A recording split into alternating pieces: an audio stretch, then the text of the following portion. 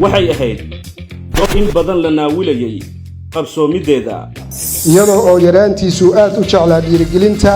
iyo manhajida dhalinyarada waxa uu bilaabay howlaha dhiirigelinta sanadku markuu ahaa 2015 kulankan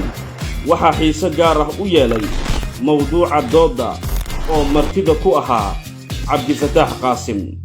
waqtiinu cajiib yahay maxbuus ciilan baagaran qiimo cuud ku leeyahay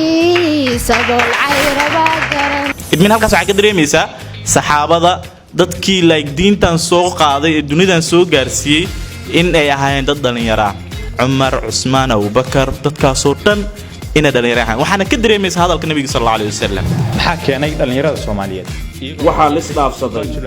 talooyin wax ku ool ahaa usaalooyin inta garaadka bulshada Soomaaliyeed gaar ahaan jiilka soo koraya waxa iyana dooda dhinac ka ahay weydiimo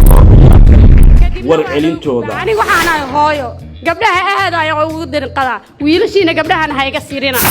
tiimka uu sameeynaa mana ku dhaqmayo qofkaas tiimkii inuu sameystana jecel oo awoodi la inuu ku dhaqmo muxuu ugu gudbi karaa Xogbile waa madal bulsheed waa madal wacyigelineed warbaahinta Xogbile oo ka duulaysa baahida bulshadeeda dareenka rabitaaneed ee dhalinyarada Soomaaliyeed